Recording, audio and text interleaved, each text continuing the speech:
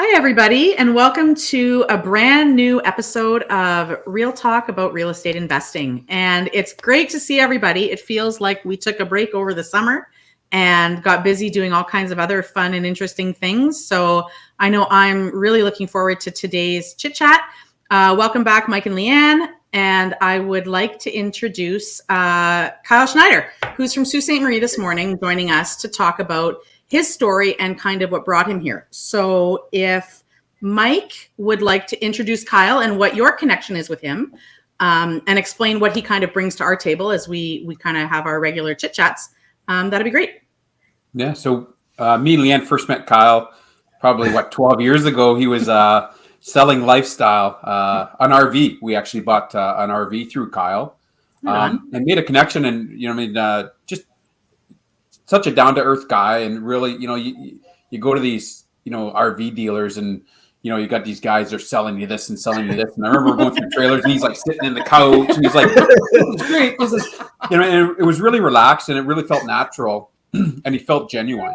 And then, we made a connection, and over the years, we try to get together for lunch once in a while, and then real estate investing. So, Kyle has some rental properties. We have some rental properties. So we intertwined. And then a few years ago, I bumped into him, and he says, "Hey, exciting news. I'm getting my Realtor license." And I think I said to you that day, I said, "You're going to do awesome. I know you will. Keep in touch as you get licensed. We'll have more and more conversations about real estate investing and about clients and things like that." And here we are today. And Kyle's doing fantastic, and he's the Scott McGillivray preferred agent in Sault Ste. Marie. So that speaks volumes to where Kyle has gone in his career. So I'll let you take it from there, and you could talk a little bit about yourself. Yeah, so I guess I thought you brought me on here to tell exactly what not to do in a real estate journey. Not sure. But that's a whole other episode. I'm learning every day as you are, I imagine. But it's people like you that I enjoy to follow along and learn lessons that you've learned and you share on social media. So I really appreciate you having me on here. And but yeah, I been in Sault Ste. Marie for my whole life. I went away to school in St. Catharines and took business management. And from there, as Mike said, I was selling RVs. And so I've always had a passion for sales. I've always enjoyed it. And since then, I've had positions that were more of a management role, 9 to 5 grind kind of thing. And even in those times, I'd find myself on Realtor.ca searching houses, and I still would follow the market. And so I really realized at some point that I needed to make a change, and it all worked out. And I got my real estate license about 2 years ago now, and I've been loving it so far. And it's running into old relationships and new relationships, and continuing to build a reputation here in the Sioux. So I enjoy it. That's amazing. That's a great backstory. And it's very similar to Mike. Like Mike, I know, has been in sales forever from what we kind of know about his background. And it's that personality, right? And that being able to make those connections without being cheesy and without being salesy. But still at the end of it, it's marketing, and it's conversations, and it's dialogue, and it's making connections. And it seems already, I can tell that you're in the right spot for what you're going to be good at. So that's amazing. I've had my real estate license about the same amount of time. Nice. So yeah, and second career for me for sure. Sales were never my backstory, and they really still aren't.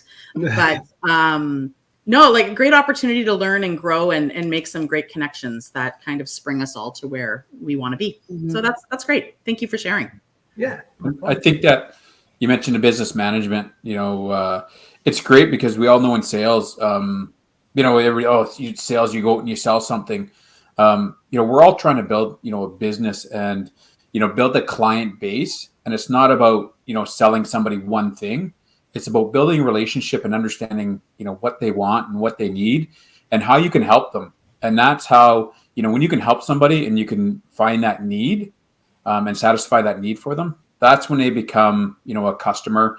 And we all know in this business, like referrals is so important.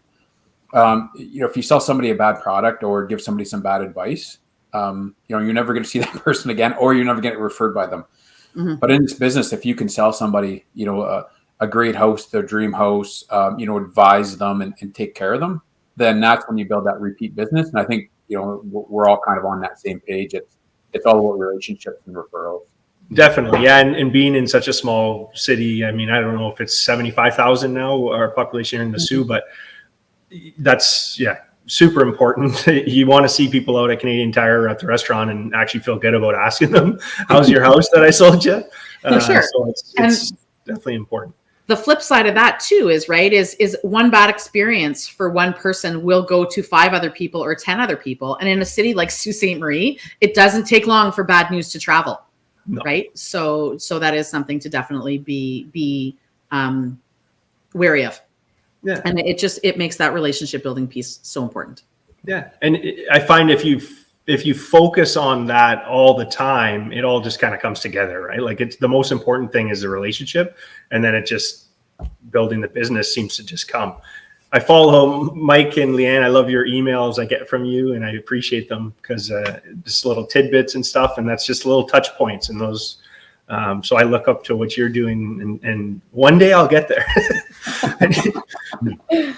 So tell us about how you got into the rental business. So everybody has a different story. So what's your story on how you and why you made that first purchase of a rental property?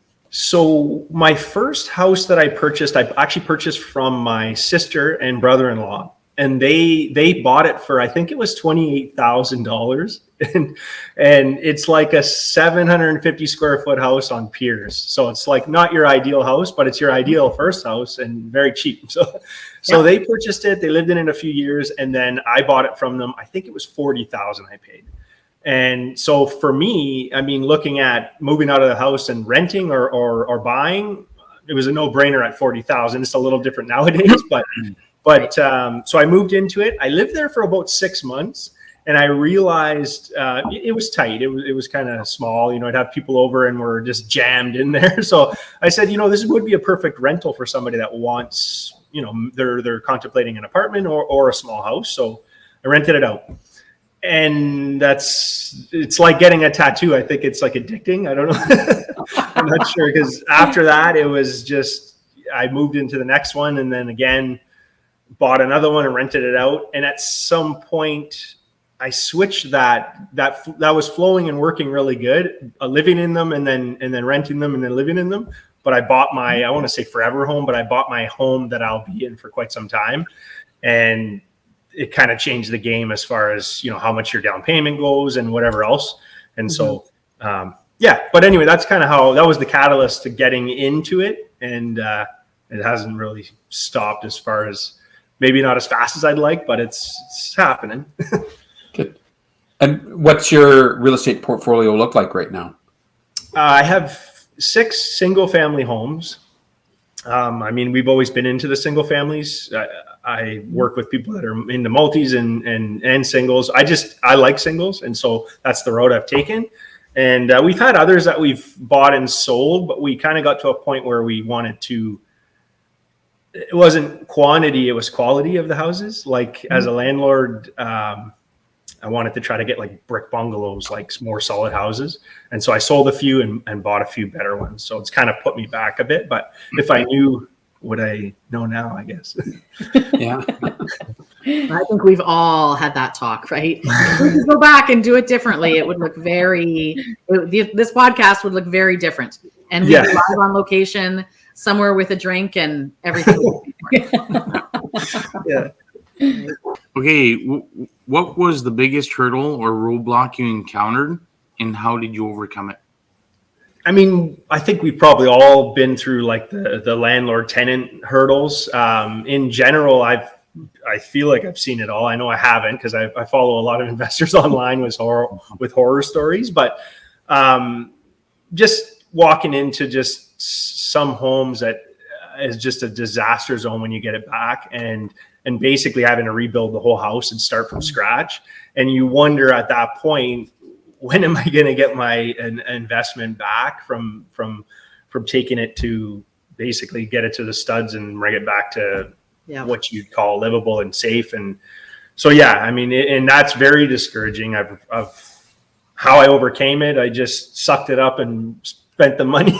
Yeah. And you just plug along, right? And I think we all have stories like that too. And it's tough. That's a really crappy place to be in, where you're likely missing rent. You've got these huge renovation costs, and it's going to take you years to recoup that money. Yeah. And I think the hardest thing is, like, you try your best to treat the tenants, you know, how you'd want to be treated. And when they go, it's never ending what you run into and what you see, but it's like how someone could do that after you've treated them, you've renovated it, you gave them the keys, nice, you've fixed anything that needs to be fixed.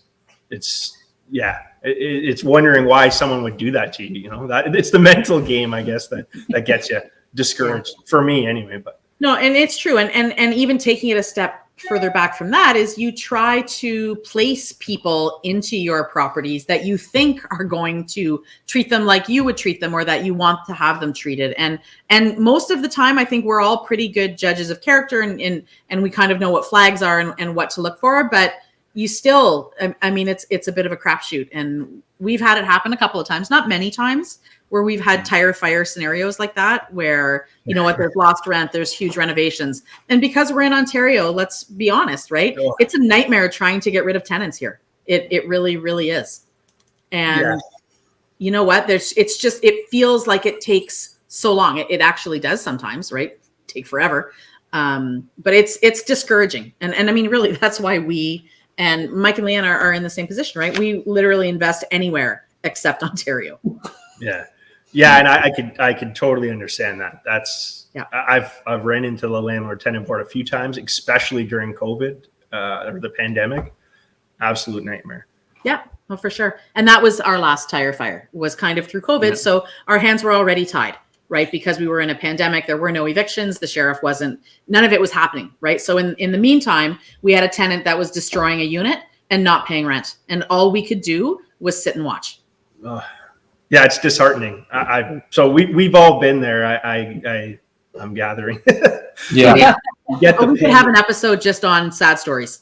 Yeah. For days, right? Yeah. But thankfully, you know what? You have enough going on in your portfolio, and you kind of learn and you grow, and you take those experiences and you kind of pocket them, and you try to do better next time. And thankfully, those kinds of tenants, I think we've had 2 in 11 years that have been that bad. And you know what, the rest of the time, which is the majority of the time, everything kind of clicks along, and rent goes in, and the expenses are minimal, and you make it work. Yeah. What's one piece of information you wish you had 10 years ago? Buy every brick bungalow. There was a point, like, I don't know, 6 months ago or 8 months ago, that like a brick bungalow was like gold, like here in Sault Ste. Marie. And I think probably most places. I think the average sale price in Sudbury. It's no different in Sudbury. Yeah. They're just more expensive here, right? Yeah. And so I think we kind of touched on that. I started off buying homes because they were cheap, and I figured I could rent them out, not thinking who's fixing it, who's looking after it, wait, that's me. Right. I got all those hats, right? So now I'm under the house in the crawl space, realizing real quick that, hey, cheap doesn't necessarily equal a great idea. Yeah. And so I've took years to step back and sell some off, and then purchase brick bungalows. I've been trying to focus on that. So yeah. So if I could have known what I know now on just, it's not quantity, it's sometimes quality. If I'm going to manage them myself, I would have done it totally different. And I try to help people every day now making those decisions. For sure. And I mean, at the same time, though, if you would have known it and done it differently 10 years ago, you likely wouldn't have the learning curve either. Right. And the learning curve is important. It creates context, it changes your perspective, and it lets you look at things through a different lens. Because I know I look at a situation now, and Steff and I always kind of laugh when we're looking at buying something new, and we go, okay, what can go wrong? Yeah. Right. And then we make a list of all of the potentials that we could be looking at kind of right away in 6 months, or, 2 or 3 years down the road. And I would never know to look at it that way. And I would just be one of those shiny, happy people that thinks everything's amazing, and then not know what to do when it does go wrong. but it's all about risk mitigation and due diligence. So you want to set yourself up for the best possible result in the end. Mm-hmm.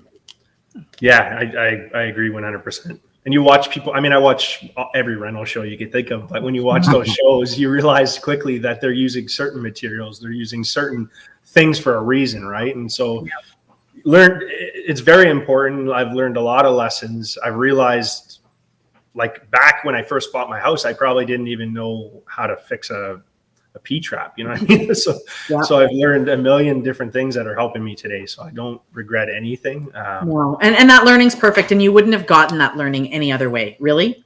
Yeah. I think anyways. Yeah. So do you have any regrets? Like, I know it's easy to say you go back and do it differently, but you know what I mean? Is there anything that you wouldn't do at all that you wish wouldn't have happened, or that was like just something that you regret? Again, we're getting back to the like, if I would have known, I would have done it differently. But would you have? I don't know, because I did the 9-to-5 grind for so long, and I think if I would have put my eggs in the basket of real estate a long time before and tried to scale quicker and faster, I would have been in a whole different position right now, just like you guys were speaking about. Mm-hmm. And so, yeah, I do somewhat regret how long I stayed working for someone and not for myself. So that would be my biggest regret. I wish I would have done it 10 years ago, actually. But I did learn a lot along the way, and I build my business now with a lot of things that I've learned from past experiences. So it's so funny, eh? It's like everybody that comes in, really, it says the same thing. And Mike and Leanne and Steff and I have had this conversation countless times, right? Like, it's, at what point do you sit there and go, we can do better on our own than we can pumping time and energy and money into somebody else? And that's, I think, a big eye opener for all of us, right? Is that we've kind of refocused and reshifted most of our energies. Like for Steff and I, it's been in the last 5 years or so. Mike and Leanne in the last couple of years as well. And it sounds like you're in the same boat, Kyle, is you know what, you realize that if I want to grow and scale and get where I want to get to benefit whatever my goals are, I need to do it for me and not spend my time and energy and money making somebody else wealthy. Yeah. And years ago, I don't remember how many years ago it was now, but I taught at Sault College. I taught sales and marketing. And I remember talking to the students and actually saying, like, it's you, Inc. Yeah. Plain and simple. Yeah. Life is you, Inc. And I used to preach it to them. And in my own mind and in my own life, I wasn't doing that. And so it's like you'll I just talk the talk, but you weren't walking the walk, right? Yeah. And like, so yeah, that's a regret of mine. I mean, it's easy to preach it or teach it, but until you actually take that plunge and realize, hey, should have done this a long time ago, then that's a regret. So you said six doors now. Yeah. So are you looking at scaling even more? Are you satisfied with 6? Are you satisfied with Sault Ste. Marie? Like, what's your future look like? I mean, I follow you guys quite a bit, and I love what you're doing, and talking about Ontario and dealing with all the stuff, and that it's been on my mind a long time. So I do have I have crazy passion for it, and I do want to grow and scale. My big thing now is I'm spending a lot of time helping others do the same in my real estate career, and so for me, I never got into it. I don't think thinking that I was going to own 50, but as I get one and get to a point, I'm basically at a point now where I would, if I wanted to scale, I would have to start delegating and building a team and giving up. And I'm having a challenge with that. I'm sure a lot of people get to that point where it's like, okay, you have 6, but if you want 10, you're not going to be able to have a job and do fixing and do the management and do. So yeah, I'd like to scale, but I'd have to restructure my whole plan and give up some stuff. So yeah, and I mean we've done it right where we're restructured our systems and we've kind of tweaked things many times even over the last couple of years. You know what I mean, to make us as hands off as we can be, so we can focus on the scale and the grow and that part of it. And it's not easy.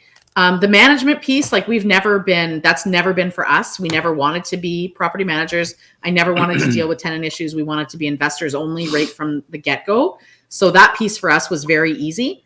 And then once we realized that we could remote invest, and it was the same as doing it here for us, right? Whether it's 10 minutes away or 10 hours away, it didn't matter, which opened up a whole new world, because now we could get into different markets with different price points and better cash flow and that kind of stuff. And that's what really changed our game, and connecting with people like Mike and Leanne, right? It all kind of came together like in a big fire all at the same time, right? Is we met them and we were in a different networking group, and we were already kind of restructuring our systems and looking to grow and scale. And it was just like a whoosh. Well, you guys are on fire. I know that. Drinking from a fire hose. It's like from a fire hose some days, but no. But I just kind of getting back to what you said about you'd have to restructure for sure. Like you're one man, right? And there's only 24 usable hours in a day, and you have to eat and sleep somewhere in there too. Yeah. So I'm excited to see what you do with that, because we have investor friends that can't give up that piece, right? That can't give up that control piece. And it hinders their growth. And now they've decided they're okay not growing, because they'd rather just be in control of what they have and not have to give that up to somebody else. And I mean, that's their call, and we don't judge it, and we don't make them feel bad for it, but it's the opposite of what we would do. Yeah. You know what I mean? So it creates a little bit of context. So I'm excited to see where you land with that and where it takes you. Because you're kind of right at that point now where, if you go any bigger, something has to change because you're running out of hours in the day. Yeah. Yeah, 100%. And I mean, I've used my real estate, I want to call it a vehicle, my real estate vehicle for times of extra income. The cash flow is just extra income. I've used it for, like, I lost my job and I'm living off of it. I've used it for, and just like, I imagine you guys have used it all in different ways, but at the point now where it doesn't need to be something I live off of, or I want to make it more of a vehicle for long-term gains. And so I'm really excited to talk to you guys more and try to learn more and scale and give up some of that. So yeah, it's crazy, because when I'm managing myself, doing rentals myself, maintaining everything myself, it's hard to think that you could beat the cash flow giving things up, but I'm excited to learn. Oh, you can. Yeah. Trust me. And I think it's different personalities too, right? That, like Jen had said, we have friends that they're very, want to be in control of everything. Mm-hmm. And whereas we're a different personality that we don't care. So like even our Detroit properties, it's obviously a property manager there. And we ended up getting the lease agreements because, as Jen knows, on our portal. Mm-hmm. And she said, do you know what the tenant's name is? I really don't care. Did you creep her on Facebook? No, nope. Really don't care. Like, as long as they're not destroying my property, I'm okay. Right? It's like, pay your rent in full and on time, and don't create problems if it's a multi with the neighbors. And I don't care. That's literally, I don't care. I love it. And when you get to that point of I don't care, it's a great it is. It's very freeing, right? Like I don't care. You know what? Like we have a file. So we have a little bit of a portfolio in Sudbury that we bought years before before real estate investing, we even knew was a thing. So, and I mean, we live in Sudbury. So all three of our properties are within a 10-minute drive, not even that far. And we have one that I've never been in ever. And we've owned it since 2011. Wow. Yeah. That's huge. And I drive by, when we're in that part of town, and I'll go, I'll just drive by and see you know what, maybe needs new shingles this year, or, you know what, that looks really awesome. And, I'm going to have to deal with the snow removal contract soon. Right. And then I just kind of keep driving and go, okay. And that's I'm driving by, like, they got the windows open in the heat. I don't even care. I don't even care. Yeah, No. and you know what, Kyle? It helps remove the emotional attachment to it, and it frees up a lot of your mind space as well. You're not thinking what's going on. If you have a good property management company that you have a lot of good faith in, the thing is they take over a lot of that nonsense that you don't have to think about anymore. And at the end of the day, it's the price of doing business, and it's money well spent. Yeah, for us, Truly. absolutely. It definitely fits our goals. And I know like our property management team here will loop us in when there's a problem, right? Like they always do, right? Like, so if there's somebody not paying or there's tenant neighbor issues or all of that stuff that I don't really care about, you know what, they let me know what's going on and how to fix it. And then it kind of eats up a little bit of my brain space, and I'll follow up to make sure that everything's okay. But at the end of the day, when I close my eyes at night, that's not on my mind. Ever. Nice. Well, that'd be a good feeling. Yeah, no, for sure. Yeah. And I mean, as we grow and our portfolio grows, like we've got more now, and it's more tenants I don't know their name, and more issues that aren't really my concern, because we have really knowledgeable people in those markets that are taking their chunk of whatever they collect in rental income, and they're dealing with it because that's their job. Nice. Yeah. So. And I think the big thing here is having that good team around you. So that good property management around you, right? Yeah. And we, for our short-term rental in Florida, we just recently changed property managers because we really like that fact now that we can be so, hands off. Mm-hmm. And we went into a model that it was more hands-on than I really thought it was. And we ended up changing because it's like, I don't want to see the emails coming through from the guests and everything else on the short-term rental. I don't want to deal with that. They're in Florida. I'm here. What can I do? Nothing other than feel bad. And then it eats up your brain for the day and keeps you from getting things done that need your attention.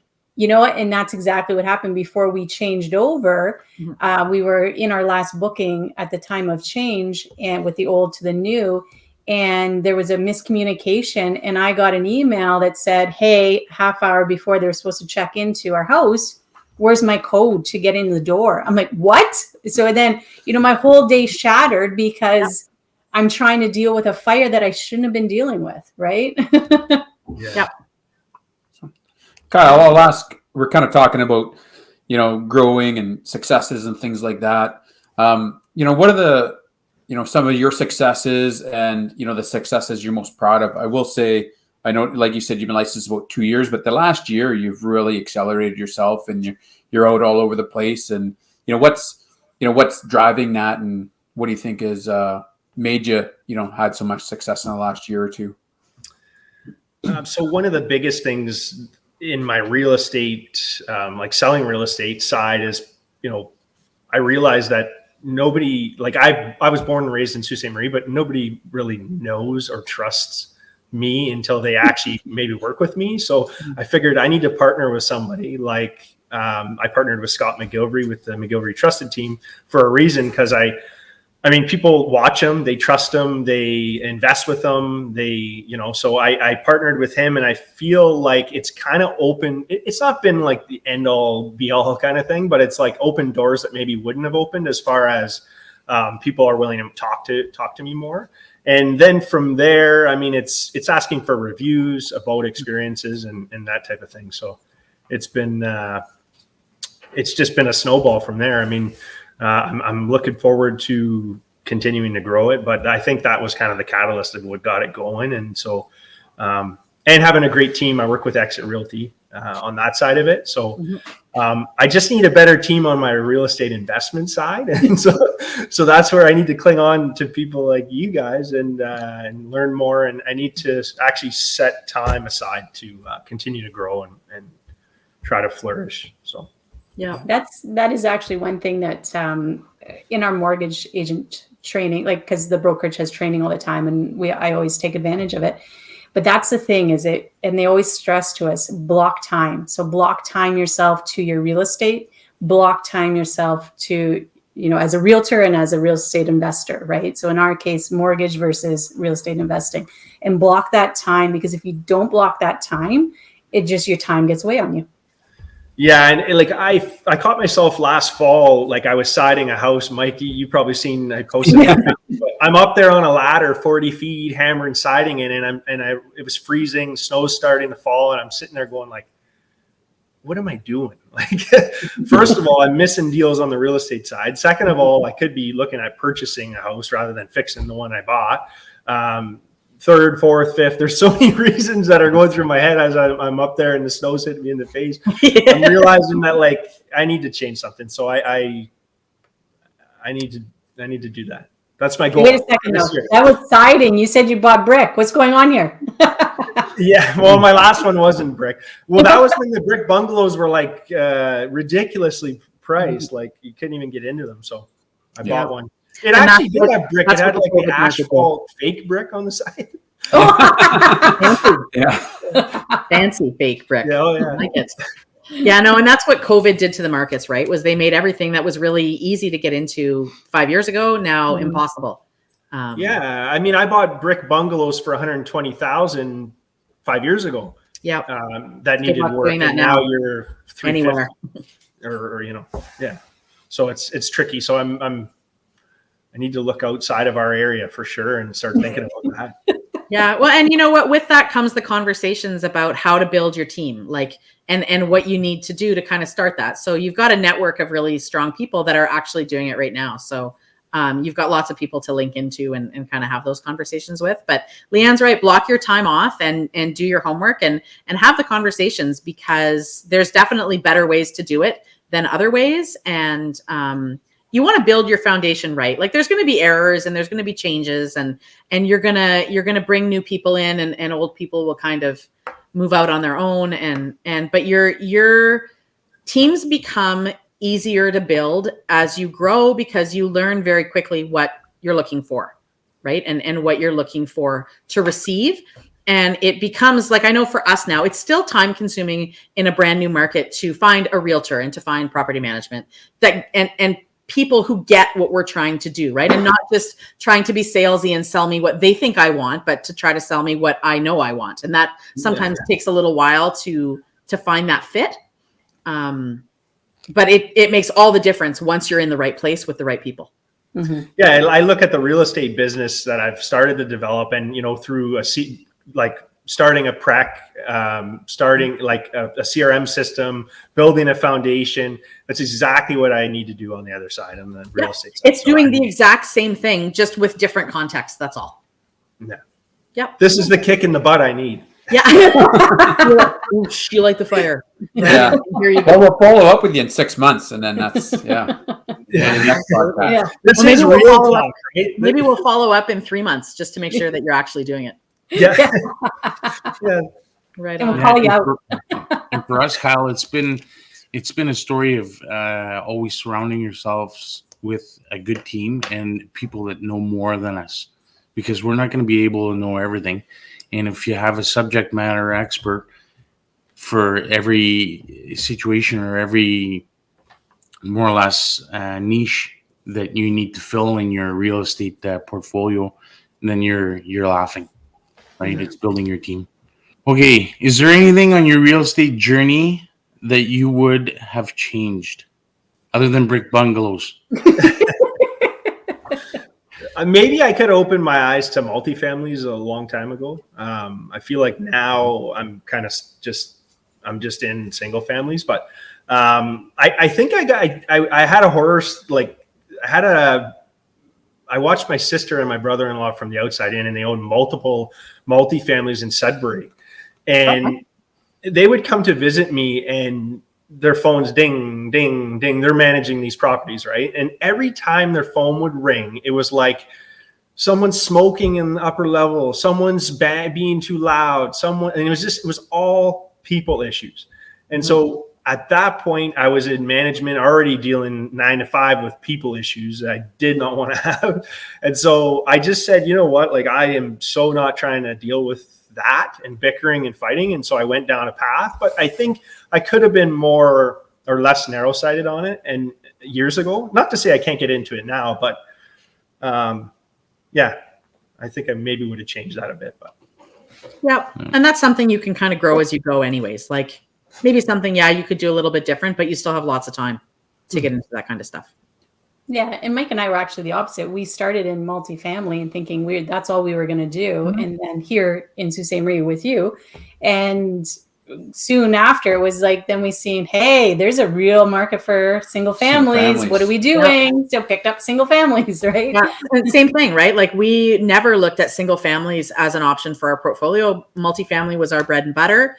And then we kind of got into the States, and there was some really cool markets doing some really neat stuff with single family homes. So we had one in Sudbury that we were always like, should we sell it and try to get bigger? Should we? And it's like, no, you know what? It's just, we've learned, and now we're kind of trying to get back into multifamily just a little bit because we're really familiar with it. And I like the opportunity to boost the value faster because you can do it unit by unit instead of it just being one space. But you'll find as you grow, your different properties offer different benefits to your portfolio, right? Like it creates a really cool balance. And the single families, maybe they cash flow really, really well, or they're in a neighborhood or a market that's going to appreciate like crazy. And so that's what they kind of offer to your portfolio. Whereas a 5-plex or a 6-plex might do that, but in a different way. And at the end of the day, it all kind of buffers itself. So when you're short for cash on this one, well, this one cash flows to balance it out. And, this one, the appraisal didn't come in very high because maybe the market's not doing a whole lot right now. But this one that you thought you overpaid for maybe 2 or 3 years ago, now all of a sudden has boosted like crazy because it's in a really great market. So that's what we've kind of found was that where we kind of thought maybe we fell short in a couple of different areas with different kinds of properties, the other side of it will boost it up to kind of balance it and keep it all floating, which is really cool. Yeah, like and on the real estate side of it, I mean, a deal is a deal, right? So if you could open your eyes to that and pay attention to it and move quickly, I'm talking to myself into this, right? No, and really, at the end of the day, if the numbers work and it gets you where you want to be and it meets a goal, then who cares what it is, to be truthful? Yeah. I mean, it's all going to appreciate. It all should cash flow. I mean, if you're getting into a deal that doesn't cash flow or costing you money, maybe it's not a good deal, right? But everything that you look at is going to serve you in some way, right? And I think that everybody has an idea of what they want at the beginning, and we've learned it's going to look super different than what you thought, but it's still going to work. Yeah. All right. So we are actually, look, time's getting away on us, and it always does. Yeah, it always does. So let's fly through the next part. Yeah. So we're going into lightning round. So Kyle, so we're going to ask you a question. Each of us are going to ask you 2 questions, and it's just the first thing on your mind. Just don't think about it. Just give us an answer. So it's going to be very quick and easy. Okay. So I'll start it off. What are 3 things you can't live without? Coffee, my daughter, and selling. I realized Perfect for a sales rep, right? Yeah. Right on. So short-term rental or long-term rental for your next purchase?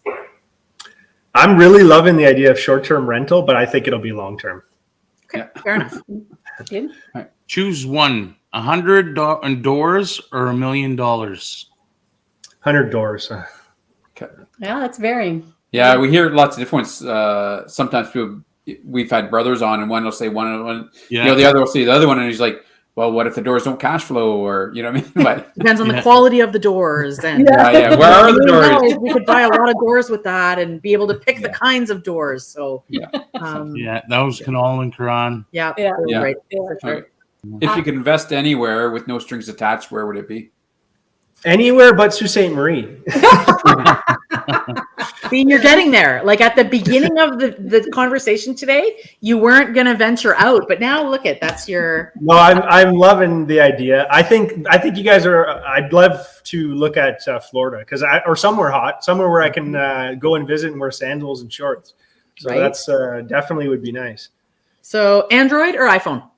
iPhone. Yeah, I've never owned an Android. I'm like. It's like outer space on there. Try to get under. I'm an Apple girl. Is this DOS? This is DOS. Favorite RV spot to go to? I'm super not like I don't travel too far, especially with our daughter. But I do really like Pancake Bay, which is like Mike, you're probably laughing like, 'cause that's as far as you got. The day is beautiful. The beach is nice, but I really, I do like Indian River as well, crossing the States. Yeah. Nice. Oh, nice. Okay. Where are you 10 years from now?